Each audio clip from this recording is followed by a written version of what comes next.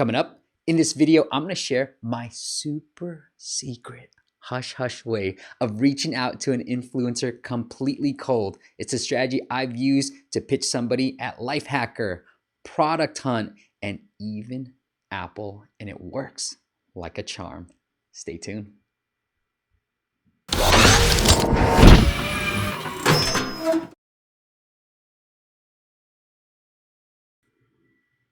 What is up, App Nation? It is Steve P. Young, and I'm going to share my super secret way of reaching out to an influencer, and it is using Instagram. So before I share my strategy about how to use Instagram and reach out to an influencer or a reporter completely cold and actually get a response, it's almost guaranteed that I've gotten a response using this strategy. I want to share with you why Instagram. So number one is that we're sharing more intimate stuff. We as the content creators on Instagram, we're sharing photos of our family, photos of our food, photos of our vacation, things that are really intimate to us.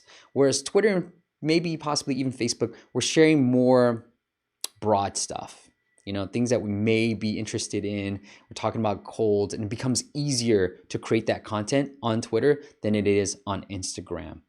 And also number two is because there's not usually a big following that we have on Instagram compared to Twitter, right? These are the more public platforms. Facebook is a little bit more private while it's becoming more public.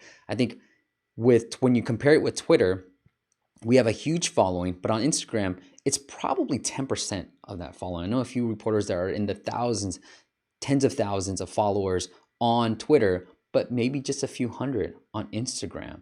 And so it's a really great way to make that connection when you're going completely cold.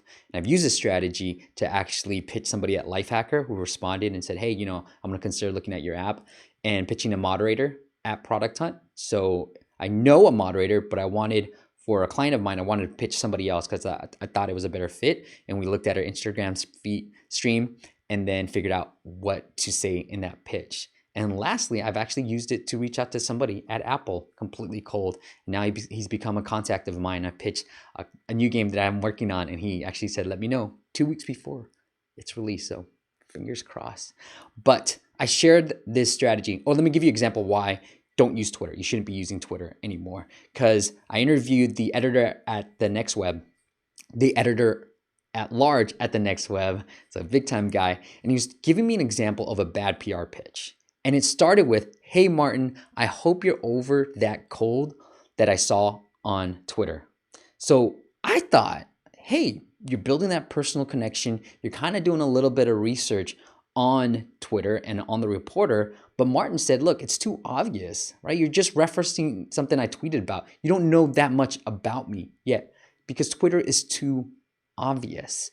And so I actually shared him the strategy that I used to pitch somebody at Lifehacker, and I'm going to share this story with you in the recording and his response to my story in this video. So check it out. Here's something that we've done in the past, and it's actually gotten a response, but we'll look at a person's Instagram and kind of just do a little bit of research. See, I've always found that, hey, if I mention something about you personally, it shows that I've done a little bit of research rather than I'm sending the same email to every single person. So that's why I'm like, okay, well, let me do a little bit of research. Maybe I'll look on Instagram because there's a lot of photos there. Try to find a connection here worth mentioning, and then put that on. You tell me if this is good practice or bad practice. So the subject line is completely different about Instagram or something I saw. So I'll give you the example. Hey, one reporter that we were trying to pitch saw a dead rattlesnake or a snake on his bike ride. He likes cycling. So I said, okay, crazy rattlesnake. I would have stayed away from it. That was the subject line. And I told the developer to pitch this. I didn't pitch it. I wrote the email though. Right. I said, okay, all right. Okay, I'm just going to pretend it's you, Martin. Martin, hey, crazy rattlesnake. That's like, I would never get around it. Hey, you love what you cover, but here's our app. Here's how it's different. Is that creepy, or what do you think about that strategy? Right. Well, it's weird because although I said earlier that those kind of things can be creepy, like, oh, I hope your cold got better, because I saw a tweet about it 3 weeks ago. That rattlesnake example isn't quite so bad for some reason. It's like a a bit more of a fun talking point, Right. which is why it's just it's a minefield, and it's so different for every journalist in terms of the actual specifics of what will annoy them or what will make them open an email. That there are no golden hard and fast rules, but I'd say at least that showed a bit more humor, and wasn't like it didn't make it feel too much like, oh, I'm looking through your window, or, I'm being really creepy here. It was a bit more fun. Yeah. Yeah, and I like Instagram because I don't think a lot of people, everybody can search Twitter. That's what my analysis was like. Oh, everybody's probably checking their Twitter feed. So if I mention on Twitter, like everybody knows that, right? And so if I check Instagram, it's at least a little level deeper, and hopefully I can find something. And you're probably sharing something cool because it's a photo rather than just some tweet, right? So I don't know. That's what I was thinking. Yeah. Cool. And this funny thing, Martin, I'll just tell you is that I've pitched this guy before, never responds. Okay, never responds. But the developer, we use that subject line. I say, hey, developer, email it like this guy. And then he actually responded like positively. I'm like, oh my goodness, yeah, like nice. That rattlesnake was crazy, blah, blah, blah. And this is a cool looking app. And I might be doing it a roundup post. And so, yeah, we'll keep this in mind. But yeah, he did respond positively to that. So to my surprise, actually, Martin liked that idea because it showed a little bit more effort. And I was being a little bit more creative than what we could have done on Twitter, which is very, very boring. So let me share with you the exact strategy, how to really leverage Instagram and cold email one of your influencers, whether it's a reporter or an influencer that you're trying to get a hold of. Let's go to the screencast. All right, so here we go for the Instagram strategy. So generally what I like to do is once I figure out the right reporter or the right influencer to pitch is search for their name and Instagram. So I'm gonna use me as an example because I don't wanna expose anybody else that we've already pitched, but I will put Steve P. Young, Instagram. Boom, I'm able to find it. And usually if you just Google somebody's name, usually on Twitter, they might find their About Me page, which has their Instagram account. So there are various ways to find it. If you find their website, you might be able to find their Instagram account on the website. But any which way that you want to try to find their Instagram account, I found that Google is probably the best way. I'm gonna click on this. Yep, this is the guy. Such a handsome guy. This is the guy that I want to pitch. So here's what I want to do.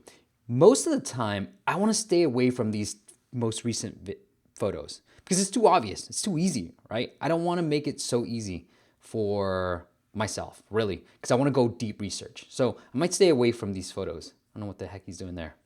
But let's go down a little bit more. Very cute daughter.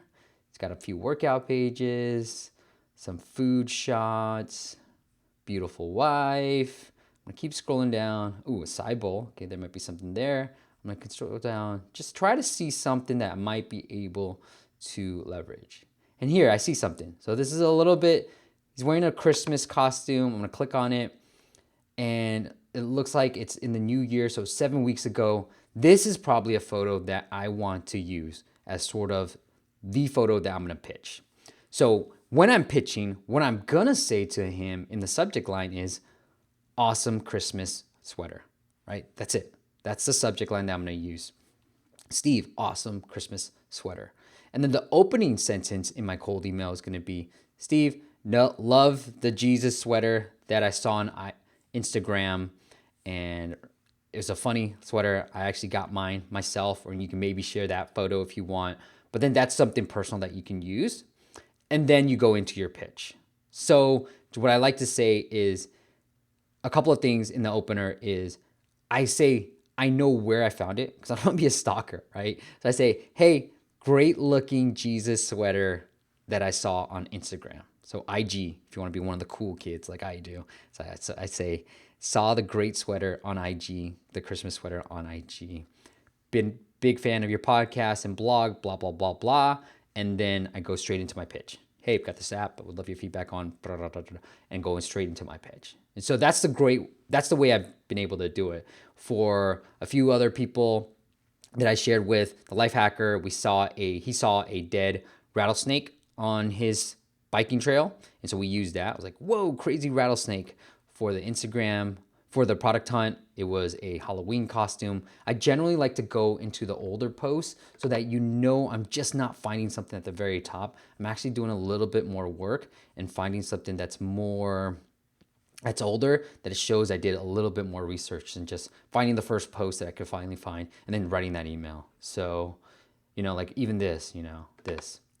I shared this in the past, said, oh, wow, I'm going to be creating a course for the Next Web. And this is it. You can say, hey, Steve, congrats on creating the Next Web course on ASO. Can't wait for it. And then go straight into your pitch. That would be the subject line. And then go straight into your pitch, right? So the subject line that I've used stays away from nothing related to the app itself or what I'm trying to promote. It goes straight into what I see on Instagram. The first paragraph is sort of the opener, how I saw this photo, and then I go straight into my pitch. And if you want a sample, so I'm actually giving away one of my email templates that I've used on a Product Hunt moderator. You can use the link below and get access to this exact template that I used on a Product Hunt moderator. And while I know somebody, we pitched her cold and she submitted the app onto Product Hunt. So if you want that, use the link below, get access to my free template, and then utilize it. If you had some success, leave a comment on this video or email me, steve@appmasters.co, and let me know how it's gone. And let me know that if you found some success with it as well. All right, guys, if you like it, if you like this video, if you like any of my videos so far, hit subscribe on YouTube, hit the like button, really appreciate it. And then I will see you next week with my, that's a bad ending. I'll see you next week. See you. Here we go. Here we go. Here's the warm up. Here we go.